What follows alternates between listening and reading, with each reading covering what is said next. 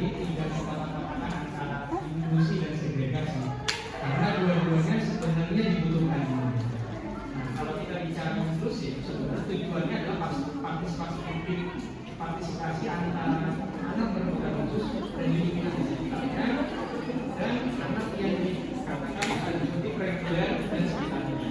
Inklusif ini sebenarnya sulit dikatakan ideal, karena kalau kita bicara tentang inklusif di negara-negara lain, inklusif itu tidak hanya dikategorikan dalam pendidikan.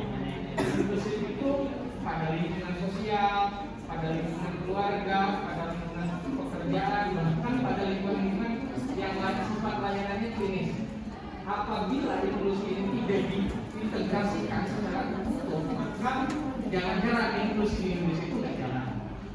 Karena memang kita itu di sekolah, inklusi itu hanya bagian cuci piring bapak-bapak dan ibu-ibu. Cuci piring itu dalam arti anak berkebutuhan khusus sering dalam kondisi butuh dulu layanan ini sebelum layanan pedagogik. Nah, itu yang kurang diperhatikan oleh pemerintah. Itu penting. Karena saya kan praktisi ya di lapangan. Banyak pertanyaan-pertanyaan dari guru-guru itu, Pak, kenapa sih anak berkebutuhan khusus harus masuk sekolah? Kan kita bukan orang LD, kita nggak bisa layani. Saya tanya balik, belum tentu kita bisa segregasi khusus terlayani. Jadi layanan inklusi kita adalah layanan yang bersifat partisipasi untuk melindungi anak berkebutuhan khususnya dan memperkaya anak berkebutuhan. Itu aja perspektif dari saya. Terima kasih.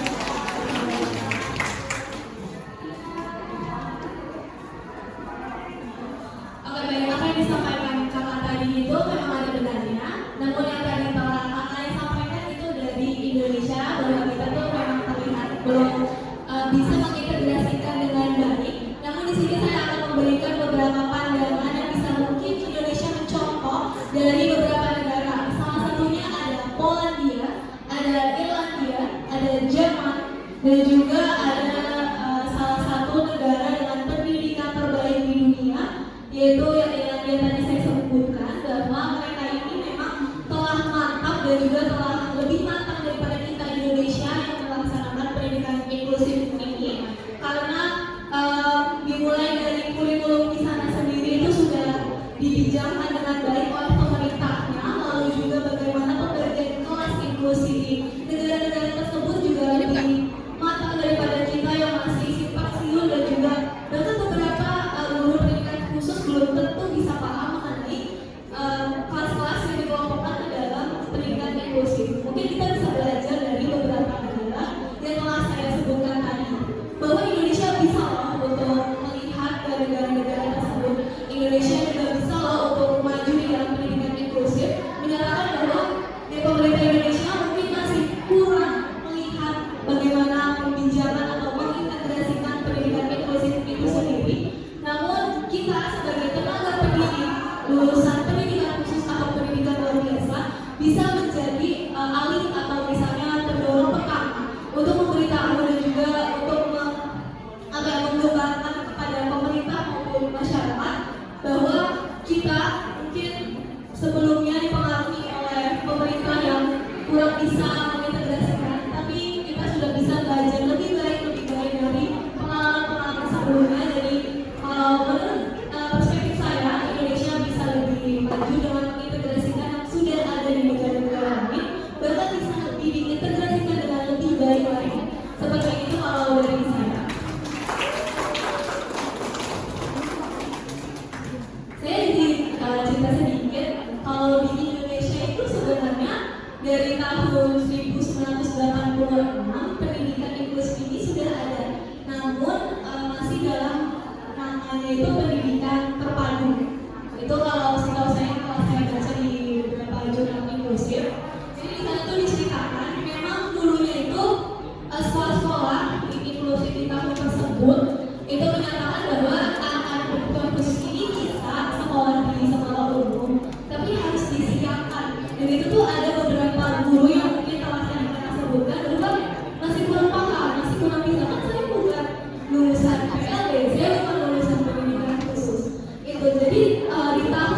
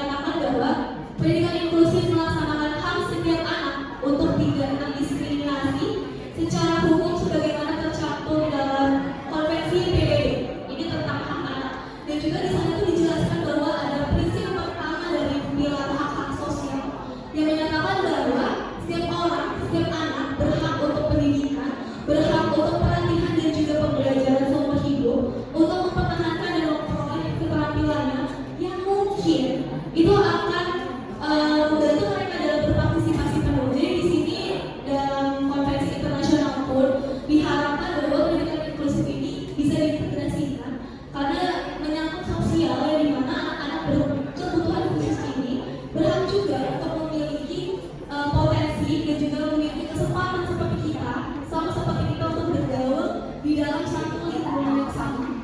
Seperti itu.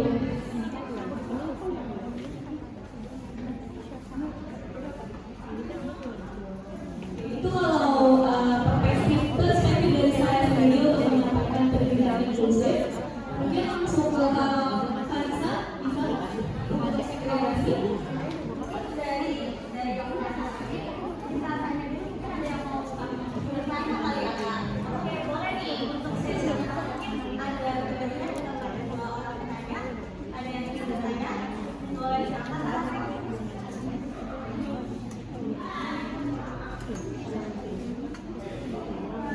Ada yang ingin bertanya? Oke, boleh dari kalian.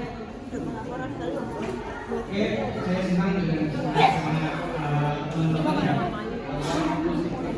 Pendidikan inklusif itu adalah pendidikan masa depan, pendidikan yang tidak. Saya sangat setuju. Tapi kita